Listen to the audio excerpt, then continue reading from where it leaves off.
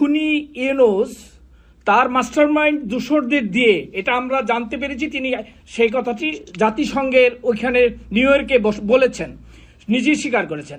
এই খুনি ইউনূস তার মাস্টারমাইন্ড দূষরদের দিয়ে বছরের পর চেষ্টা করে, ষড়যন্ত্র করে, বিভিন্নভাবে অর্থ ছড়িয়ে এবং নিরীহ ছাত্রদের মিথ্যা বলে বিভ্রান্ত করে এই একটি তথাকথিত আন্দোলন বা কি যেন বলে বিপ্লব ঘটিয়েছে।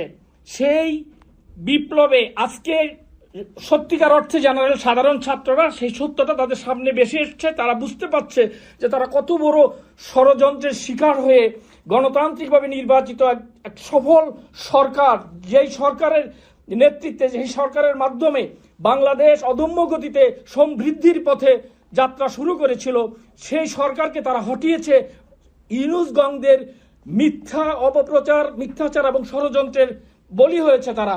আজকে এই নিরীহ ছাত্ররা অনুতপ্ত, যার প্রকৃষ্ট প্রমাণ আমরা দেখতে পাচ্ছি বাংলাদেশে প্রতিটি বিশ্ববিদ্যালয়ে। এই তথাকথিত সমন্বয়কারী এই গোষ্ঠী, তারা যখন ওদিকে পা রাখতে চেষ্টা করে তারা যেতে পারে না, সব জায়গাতেই তারা দাওয়া খাচ্ছে। এই নিরীহ ছাত্রদের জন্য আপনার কি মেসেজ, এটা আমরা একটু জানতে চাই। ধন্যবাদ নেত্রী।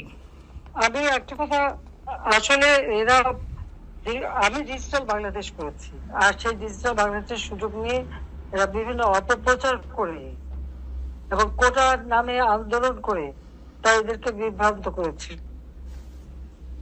আজকে যারা আমি নিরীহ ছাত্রছাত্রীদের অভিভাবকদের, আমি কিন্তু আগেও বলেছিলাম, আমি যখন দেশকে অ্যাড্রেস করি তখনও গার্জিয়ানদের বলেছিলাম যে এই আন্দোলন আপনাদের ছেলে মেয়েদেরকে আসতে দিয়েন না, কারণ এটা এই আন্দোলন সেই কোটা আন্দোলন না, কারণ কোটা নাই, আর উচ্চ আদালত তো এটার উপরে ব্যাখ্যা দেবেই।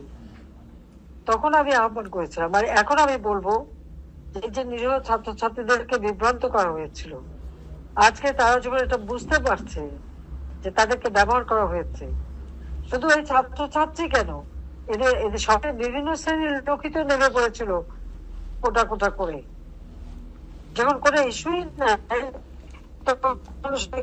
কেউ আর ওটা চিন্তা করতে চায়নি, আর সমানে যারা কাজ করছে। কাজে তাদেরকে আমি বলবো যে এই ছেলে মেয়েরা তারা লেখাপড়া শিখুক, তাদের এই প্রতিহিংসা পরায়ণতা যেন না থাকে, আর যারা আজকে উপলব্ধি করছে অবশ্যই যাদের জীবন যাত্রা ভালো হয় সেটা আমরা দেখবো।